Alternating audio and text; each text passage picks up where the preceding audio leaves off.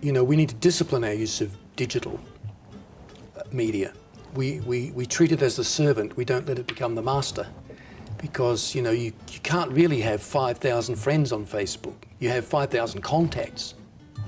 But a friend is not a Facebook friend, it's two different things. So we need to realize the limitations of social media and use their strengths.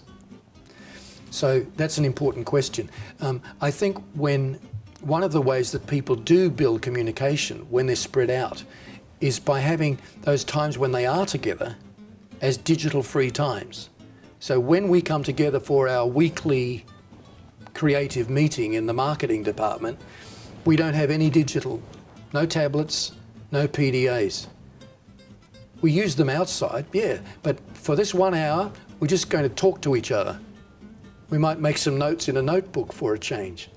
What I'm saying is we train each other again to talk to each other, to look at each other like I'm looking at you now and talk instead of absent presence. We're all in the room, but we're not there because we're talking into cyberspace. I think, you know, there's a difference between cyber tribe and real tribe. We're moving into the age of avatarism. You know, Siri on Apple phone is an avatar. It's a personality that represents you on the phone.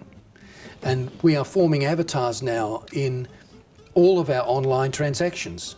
It's moving towards the day, not too far away, when you will have one avatar that represents you through all of your online experience.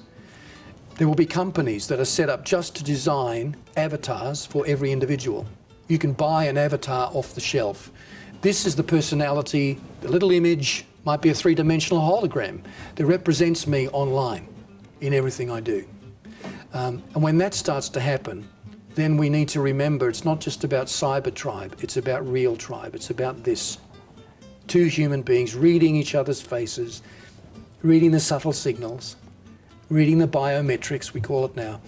That's what communication's about. So, short answer, when we do gather together, we put aside the digital and we have real face-to-face communication for a while. That helps to maintain a sense of togetherness and cut down the isolation.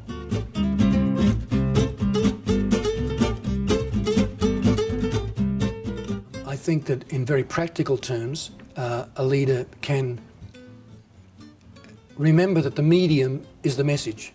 Marshall McLuhan, the media guru of the 60s, said in the age of television, the medium is the message. In other words, the tools that we choose to communicate our ideas say as much as the words themselves. So if I use technology that's out of date, people start thinking maybe my ideas are out of date. Maybe my products are out of date. Maybe my services are out of date.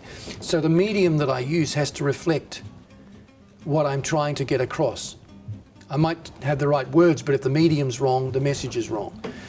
So leaders need to choose their words carefully because words are a form of medium. We need to think about what we're going to say to our teams. Don't just get up and talk to them. Give it some thought. Think about it in advance. I don't go onto the BBC and just talk off the top of my head. I've got things, bullet points in my head that are carefully worded that I present. And leaders need to do the same thing in their staff meetings, in their team times. I think leaders need to speak with passion. And it's easy to forget that passion is so important. If you stand up in front of your team, oftentimes your feelings of conviction are the number one thing they remember. They'll forget the words, but they remember your feelings. They remember your convictions. And I talk about the 80-20 rule. Some people call it the Pareto principle.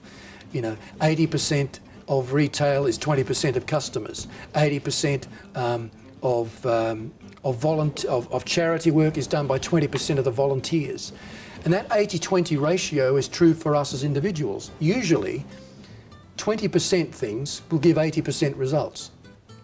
Any leader, if they sit down and think about it, what are the things that I spend very little time doing, but they bring big results?